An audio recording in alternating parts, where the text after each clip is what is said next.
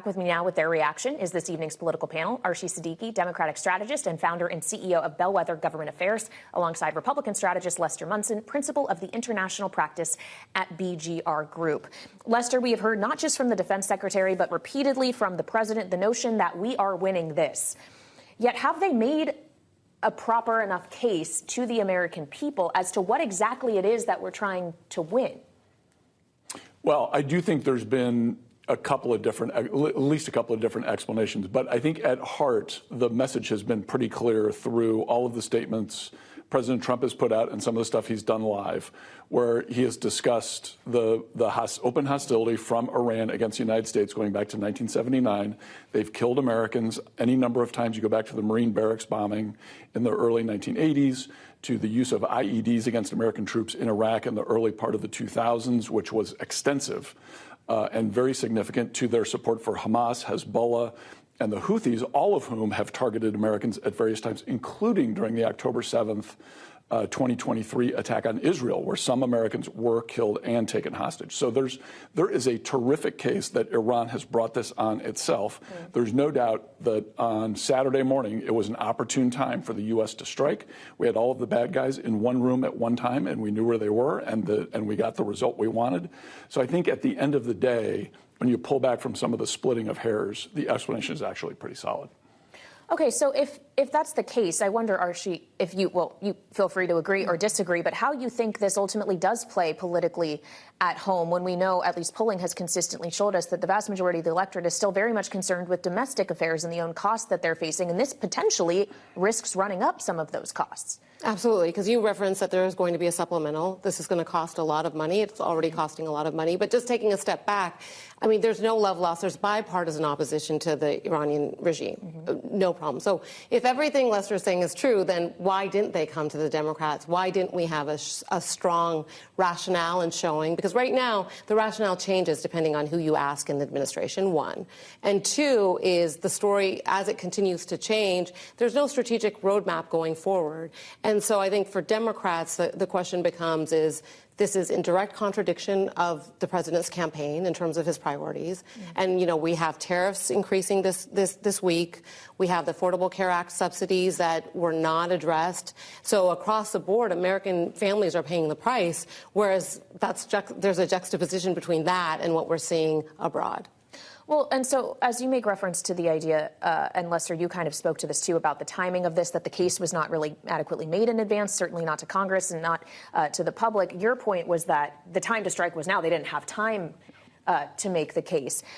They have time now, and I guess this kind of gets back to my original question as to whether or not they are using it adequately. We've seen them all over the airways. They all seem to be telling different things, including suggestions that we have munitions to make this last forever, using the word forever in the case of President Trump. If we wanted to, do we not have some kind of risk here of this spilling in to, quote unquote, endless conflict? Look, this is war. Whether we want to technically call it war or not, it is war or something a lot like it. And it is risky, and lives are going to be lost. And we should all be very grounded in the fact that we don't know exactly what's going to happen next, for sure. And so I think we all, and I think you guys agree, is have some humility about the whole thing. It's as serious a question as there is. But, you know, the Senate just voted on the merits of this Iran war, effectively, and it refused to disapprove of the action. Now, that's a little convoluted. But in my mind, that's effectively the Senate endorsing what President Trump has done. We're very likely to see a similar vote in the House tomorrow, where a resolution to disapprove of the war will we don't know yet, but it'll probably fail. And when it does, that'll effectively be the House supporting this. So it's not exactly as the Constitution intended, but because of the War Powers Resolution from 1973, we do this week have Congress weighing in on the conflict. Do you think that calculus changes at all for Republicans if the president were to decide to use ground forces, which he has not ruled out? Oh, 100%. And I think then you would be looking at a much more significant effort, and I think that would kind of change the calculus. And you might see demands for a more robust role for Congress and a deeper explanation for how long we're going to be there and what this is going to be like, and do we need a declaration of war or an authorization for the use of military force, which is much more likely. That's totally fair, but I really don't think there's a scenario where we're talking about overt ground troops in Iran.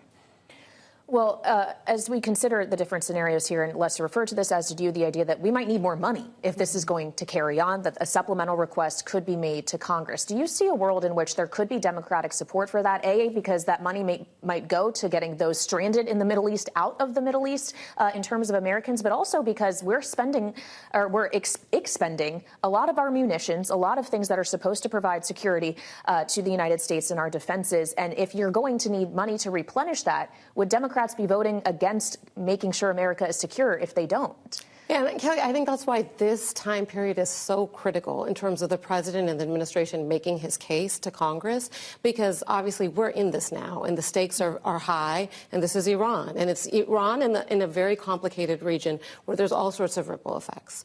So I think from that perspective, I think Democrats are going to want to do what is best, and getting Americans out of these countries where we have heard some stories where folks are stranded. They don't know where to go. They don't have clear instructions.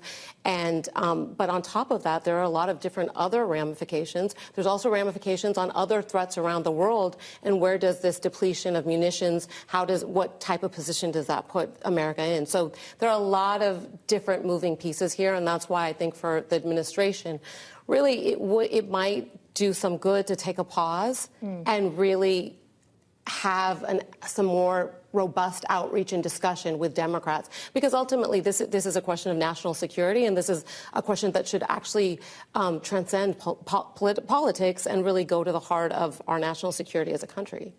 Well, when we consider who is being cast out with this national security message, obviously the defense secretary, the chair of the Joint Chiefs of Staff have given multiple briefings at this point. Secretary Rubio has spoken with reporters on Capitol Hill several times. We hear from the president on this as well. Who we are not hearing from, Lester, is the Vice President of the United States, J.D. Vance, who also was not in Florida with everybody else who was in the makeshift Situation Room, essentially, at Mar-a-Lago. How loud is his relative silence on this, aside from one interview on Fox? I think that he did have a message of, not sure this is the right thing, but if we're going to do it, we should go big and get the job done, which, I think a lot of Americans are going to find some salience with. I have no doubt that the vice president is going to fully support, is supporting and will support what the president is doing in Iran. That's part of his job. He's a Marine. He's served in a combat zone. He knows what this is like. I think he's fairly grounded on what the politics are.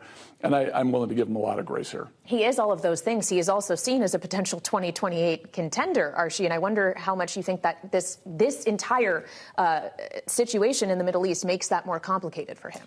I just think it illustrates the fact that there was a pretty robust campaign about staying out of these quote-unquote forever wars. And now we look at Venezuela, we look here, and the question becomes, is short-term results, sure, but what are the long-term ramifications? And that's where I think the administration has fallen short in terms of kind of really setting out a path in terms of how this is going to play out long term.